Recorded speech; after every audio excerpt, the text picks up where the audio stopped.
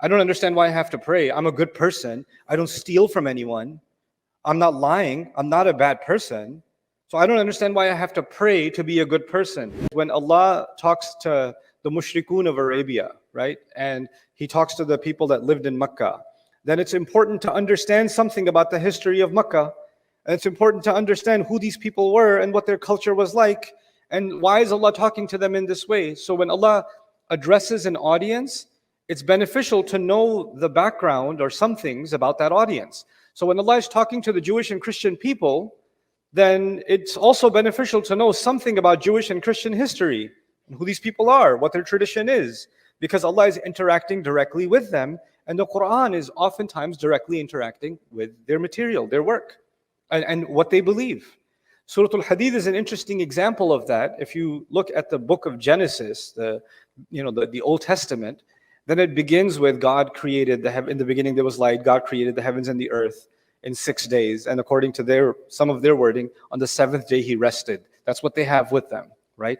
So there's mention of nur, mention of light, and there's the mention of the creation of the heavens and the earth in 6 days. In Surah Al-Hadid, Allah will talk about nur a lot. So نورهم يسعى بين أيديهم وبأيمانهم ليخرجهم من الظلمات إلى النور يجعل لكم نورا تمشون به ويغفر لكم. Right? There's multiple references to light, the light of Allah, the light of revelation, the light that Allah brings people, so He brings the ummah out of darknesses back in towards the light. Right? And then the light of Judgment Day, the light we're going to need to walk all the way from where we're resurrected all the way into Jannah. May Allah complete all of our light on that day. And the munafiqun, may Allah not make us from them, according to some mufassirun, when they get resurrected, they have some light, so they start walking with the believers, and then the light gets taken away, and all of a sudden their batteries die, and they're trying to catch up with the people who have light, and the wall is dropped. So light is a major theme of this surah, but also هو الذي خلق السماوات والأرض في ستة أيام ثم استوى على العرش. The Quran responds to the Bible's wording and says He created the skies and the earth in 6 days. What does the Bible say? The seventh day He rested. There's no mention of the seventh day. Allah says, ثُمَّ اسْتَوَى عَلَى الْعَرْشِ. Allah then mentions His majesty, His control, and His taking up of the throne.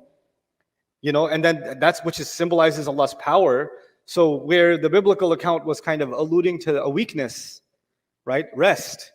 Allah Azza wa Jal changes the narrative and it becomes about the power of Allah subhanahu wa ta'ala that is never ending, right? And then when you come towards the end, if you look at the Old Testament, the main prophets after the story of Adam alayhi salam is Nuh alayhi salam, then Abraham, and then the biblical prophets, all the way the progeny of Abraham, the children of Abraham, and all the prophets that come from that lineage, all the way to when you get to the New Testament, which the Christians believe in, then you get to Jesus, right? So the two main figures in the beginning are Nuh and Ibrahim alayhi salam, and then the stories of the prophets continue in the Bible until you get to the New Testament and you get all the way to Jesus. What does Surah Al-Hadid do at the end? وَلَقَدْ أَرْسَلْنَا نُوحًا وَإِبْرَاهِيمَ. Allah highlights, subhanahu wa ta'ala, He said, we sent Nuh and Ibrahim.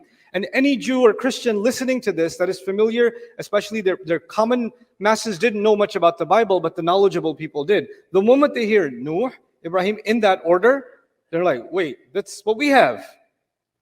That's our book. Why is he talking about that? Like he's pointing directly at what they have. And then he says, وَجَعَلْنَا, so we sent both of them, وَجَعَلْنَا فِي ذُرِّيَّتِهِمَا النُّبُوَّةَ وَالْكِتَابِ. We sent in their lineage prophethood and the book. And which is also really remarkable. Because prophethood, according to one narration, كُلَّمَا هَلَكَ نَبِي خَلَفَ نَبِي. Like every time a prophet among the Israelites died, another took his place. At least the beginning lineage we're even familiar with. Ibrahim alayhi salam is a prophet. His son Ishaq alayhi salam is a prophet.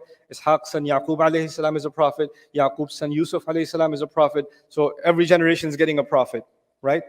And Allah even tells us in these ayat, that He put in their children prophethood, but then He says, wal kitab, separate from prophethood. He said, and He put in their lineage the book, the law. And this law is important to understand. This is Allah referring to what Allah gave to Musa alayhi salam. Because the first time a book is revealed, and kitab is a reference to a book and also reference to law, sharia, halal and haram, must do this, must not do this. Allah gave that for the first time to Musa alayhi salam. And after that, all the prophets that come among the Israelite prophets, many of them mentioned in the Quran, all of them are reinforcing what was already given to Musa alayhi salam. And the last prophet that came in that line to teach again to the Israelites what they had lost from what was given to Musa alayhi salam was him, in fact, Jesus. It was Isa alayhi salam.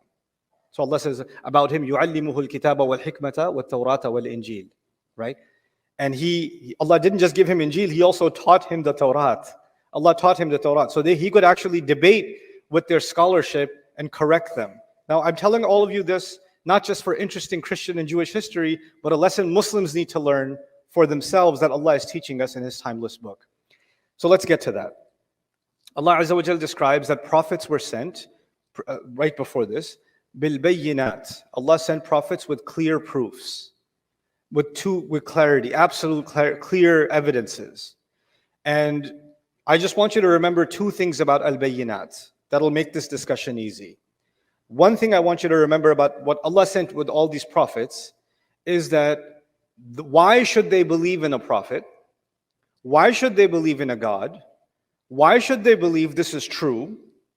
All of that became clear through the message of the prophets. So if somebody came and heard a prophet and said, why should I believe you? Why should I believe that God speaks to you?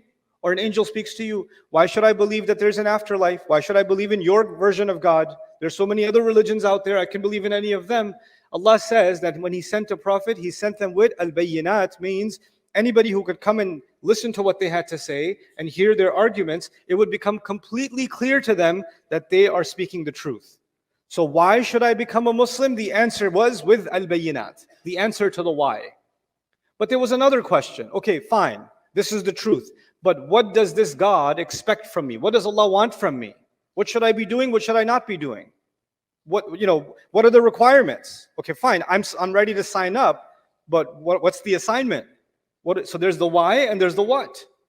And the what was also made absolutely clear by what the messengers were given. The why and the what, I would even argue even the how, was made absolutely clear. What do you have to do? You have to pray. How do you pray? The messengers will teach you. What do you have to believe? The messengers will teach you. Why should you believe? The messengers will teach you. And that's all inside al-Bayyinat. Now, why is that important? Because human beings, we can't commit to something if we don't know the why. If you don't know the reason, you can't show serious commitment. If a university student says, I'm going to college, and you say, why? Because my parents are making me go. His why is weak. So he's going to be a weak college student. Another college student goes to the same university, and you say, why are you going to this university? Well, I love physics. I love it. I love this subject. I want to learn everything about this subject. His why is strong. That student may be sitting in the same class, but the level of commitment, dedication, and even output later on is going to be worlds apart because he's clear on the why. You with me? So that's really important that the why should be there. Now let's bring that to Islam. Some kids, we don't have to talk about the American Muslim community. Around the world, as I've traveled, I like to just speak with young people, college, university students, and just have a chat with them. Not just the ones that attend my lectures or they're in the Islamic scene, just young kids at a restaurant, kids that are playing sports. I just have a chat with them. So have you ever thought about why you're a Muslim?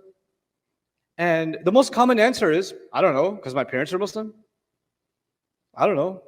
The why is weak. And the why is weak for hundreds of millions of people. The why is weak, right? And when the why is weak, then the what, because the what is, okay, now clearly this is why you're Muslim. Now this is what Allah wants you to do. Then they're like, I don't even see the point of doing this. I mean, I don't understand why I have to pray. I'm a good person. I don't steal from anyone. I'm not lying. I'm not a bad person. So I don't understand why I have to pray to be a good person. وَأَنزَلْنَا مَعَهُمُ الْكِتَابَ وَالْمِيزَانَ. And then we sent along with them the law. What to do. What's right and wrong. That was the second step. The rules and the regulations. But the rules and the regulations sit on top of the existing foundation. This even happened in the seerah of the Prophet ﷺ. Allah built the foundation of why should people believe in this religion, because anybody who believed in the Prophet ﷺ, their life became miserable. Their family left them, everybody started hating them, people started calling them crazy. Some of them got killed. At least they had to lose all of their assets. Look, when we talk about the Muhajirun, they lost their homes, they lost their families, They were kicked out. They can't go back home ever again. They lost all their businesses, property, all of that just because they accepted Islam. So that why must have been really, really strong, right? But Allah built that why. And then when they get to Medina, they get there. Then Allah starts giving them laws, al-kitab. He starts giving them regulations, what to do. But one thing was very clear to them, that these laws that Allah has given, their purpose is something higher. The purpose of the law is actually justice. وَأَنزَلْنَا مَعَهُمُ الْكِتَابَ وَالْمِيزَانَ. Mizan means the scale, right? The weighing scale. And obviously in every culture, that's a symbol for justice, right? So they understood that the purpose of the law is to actually establish justice. But justice for who? لِيَقُومَ النَّاسُ بِالْقِسْطِ. So people could live by justice. Not just themselves. The justice of Islam that came and the prophets that brought this religion, they weren't just bringing these regulations and these teachings so Muslims can benefit. In fact, it was so human beings can live justly. It was to the benefit of all. Think of that'll become too long of a khutbah, but just think of a couple of quick examples that are clear in the Quran. When the Quran first came, and ayat of the Quran were being revealed to the Prophet ﷺ, Allah was talking about a baby girl being buried alive and how wrong that is. Because the Arabs thought having a baby daughter is embarrassing, so some of them, am yadussuhu fit turab, right? And on Judgment Day, she's going to be asked, what crime did she commit to deserve being killed? بِأَيِّ ذَنْبٍ قُتِلَتْ.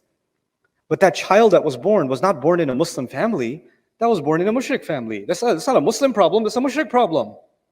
And when Allah says, فَذَلِكَ الَّذِي يَدُعُ الْيَتِيمِ, He pushes the orphan, Allah criticizes the one who pushes the orphan. He doesn't say, يَدُعُ الْيَتِيمَ الْمُسْلِمِ. He pushes the Muslim orphan, any orphan. And when Allah says, وَيْلٌ لِلْمُطَفِّفِينَ الَّذِينَ إِذَا اكْتَالُوا عَلَى النَّاسِ يَسْتَوْفُونَ. People, the worst kinds of hell is designed for people who cheat others in business. When it comes to delivering their service and their product, they give less. And when it comes to being customer, they make sure they get full. Is this talking about Muslim transactions or all transactions? It's all transactions. So the Quran started talking about matters of justice even before it was talking about matters of law. Even before the laws. So the concept was clear to the Muslims. Everything Allah gives, the point of it, the agenda of it is to establish justice. And justice that any human being can understand, actually. Universal justice.